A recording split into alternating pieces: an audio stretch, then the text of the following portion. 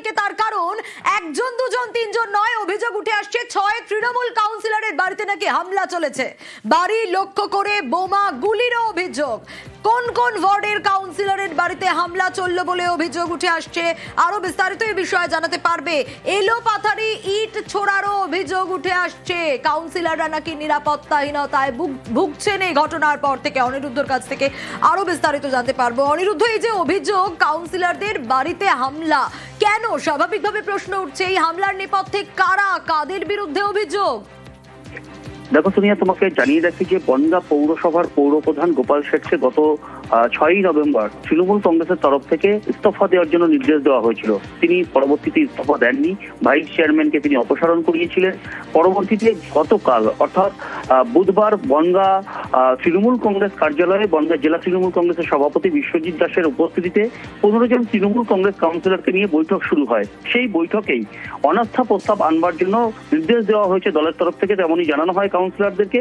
এবং সেখান থেকেই ৬ জন কাউন্সিলর এই অনাস্থা প্রস্তাবে স্বাক্ষর না করে বেরিয়ে যান। তারা রীতিমতন ক্ষোভ প্রকাশ করেন যে দলের তরফ থেকে যদি কোনো নির্দেশ এসে থাকে সেক্ষেত্রে গোপাল শেঠকে সরিয়ে অন্য কোনো ব্যক্তিকে চেয়ারম্যানের পদে বসালে আমরা তাতে সহমত পোষণ করব, কিন্তু এই অনাস্থা প্রস্তাবে আমরা স্বাক্ষর করব না, তেমনই তারা জানিয়েছিলেন এবং তারা সেই মিটিং থেকে বেরিয়ে যায়। পরবর্তীতে ৯ জন কাউন্সিলরের স্বাক্ষরে অনাস্থা প্রস্তাব জমা দেওয়া হয় বনগাঁ পৌরসভা এবং বনগাঁ এসডিওর কাছে।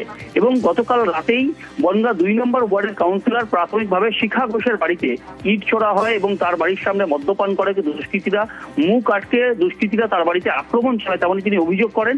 পরবর্তীতে দেখা যায় আজ সকালবেলায় এক এক করে রীতিমতন এই যে ৬ জন কাউন্সিলর গতকাল অনাস্থা প্রস্তাবে স্বাক্ষর করেনি, সেই ৬ জন কাউন্সিলরের বাড়ির বাইরেই আক্রমণ হয়েছে বলে দাবি করেছেন ১১ নম্বর ওয়ার্ডের কাউন্সিলর শম্পা মহন্ত। এবং তিনি দাবি করেছেন তার বাড়ি উদ্দেশ্য করে গুলি করা হয়েছে। এই যে ঘটনা যারা ঘটালো বলে অভিযোগ উঠে আসছে এই ঘটনার, সেক্ষেত্রে তাদেরকে কোনোভাবে ট্রেস করা গেছে?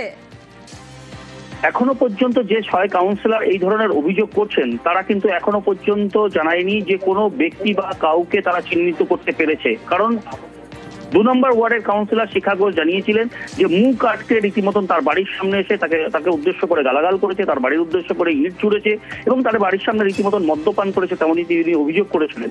কোনো ব্যক্তির বিরুদ্ধে বা কোনো দুষ্কৃতীরা কারা ছিল সেই বিষয়ে কিন্তু তারা এখনো মুখ খোলেননি, কিন্তু তারা দাবি করছেন যে ৬ কাউন্সিলর তৃণমূল কংগ্রেসেরই কাউন্সিলর, তাদের এরকম ধরনের আক্রমণ হচ্ছে, সেক্ষেত্রে তারা সাধারণ মানুষকে নিরাপত্তা দেবে কি করে? তারাই নিরাপত্তাহীনতায় ভুগছেন, আতঙ্কের মধ্যে রয়েছেন।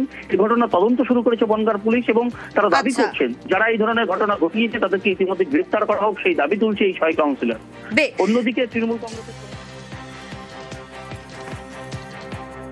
আমাদের জেলার সভাপতি জেলা পার্টি অফিসে ডেকেছিলেন, যখন কিনা একটা আমাদের কাগজ ধরিয়ে দিল, লেখা ছিল যে পৌর প্রধানের বিরুদ্ধে অনাস্থা। অনেকে সই করেছিল এবং আমরা ৬ জন কাউন্সিলর আমরা অনাস্থার বিরুদ্ধে সই করিনি। যখন রাত ১২টা সাড়ে ১২টা বাজে, জানি না কারা মোটর সাইকেল করে চড়ে এসে ১০ থেকে ১২ রাউন্ড গুলি চালিয়েছিল এবং একটা গুলি লক্ষ্যভেদ করে আমার ছেলে যে ঘরে থাকে সেই কাঁচ ফুটো হয়ে এবং দরজাটা ছিদ্র হয়ে গেছে। সকালবেলা পুলিশ এসে দেখে গেছে, গুলির খোলগুলো তারা নিয়ে গেছে। দলের কাউন্সিলররাই নিরাপদে নেই, তাহলে সাধারণ মানুষকে কিভাবে নিরাপদ দেবো? এটাই আমাদের দাবি।